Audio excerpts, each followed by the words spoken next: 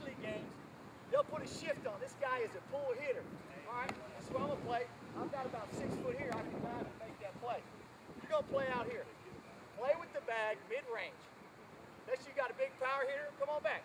Your guy's got an arm, he can get it across the diamond. Mid-range is your base, or you can play up on the cut. If you're getting a lot of dribblers, you got a pitcher that throws off speed when you're getting a lot of change-ups or whatnot, and they're just turning the ball over right here. That's a hard play to get to if you're way back here. Play up, same thing applies. We're feeling through the ball, and we're going to get downhill straight to the base. Questions? Outfield, you can. Okay, the transfer, the change of gloves, if I could go real quick to that, and y'all can help me on that. I've gone to the outfielder's glove now. It's 12.5 inches. This is 7.5 for ball handling purposes. That's what the differences are. Preference is what your child likes.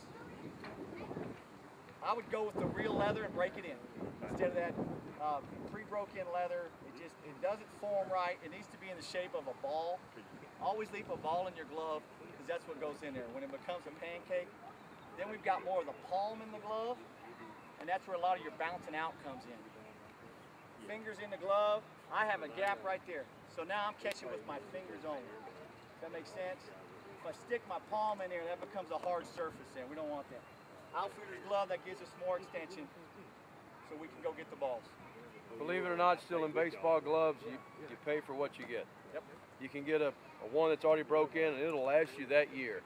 Getting another season out of it, probably pretty risky. Being younger, you probably want to err towards the bigger because it's more leather for them to catch the ball. As they get older, like he's talking about, 12, 13, 14, you don't want your shortstops out there with a big outfielder glove or a pitcher's glove. Not getting too technical, pitchers, you want a closed web. Reason for that, simply because they can't see the ball. That's getting a lot technical at this age, but you want your pitchers with a closed web so they can't see the ball as they start doing this.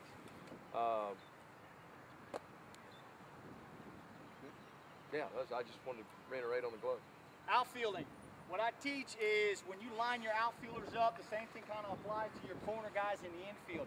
You don't want to put them on the line. We don't know anything about that hitter. If you do the percentages, the majority of your balls are in the gaps or to the field. So what we do with our left fielder is we will line him up. Second base will be between him and first. That's his starting position. That's where he's at when any hitter comes up. Your center fielder will shade the second base bag to the pull side. If I have a left-handed hitter, I'm going to have my center fielder shade to the left side, to the pull side. Okay? Right fielder's the same way. He's going to line up second base between him and third base. Straight line. That's his starting point. All right? That'll give us full coverage of the entire field. You want your fastest player in center field with your best glove. You want your strongest arm in right field. He makes the longest throw typically to third base and to home. And you want Carlos Lee in left field. It's just the way it is. Look at the big leagues. Look how they set it up and where they put their players. They put their slower guys who have the weaker arms in left field, okay? Nature of the game. If you're setting it up for that winning purpose, that's kind of what you want to look at. Teach backing up. When that ball is hit, everybody on the field has to move to a specific spot to be ready for a backup of any kind of play.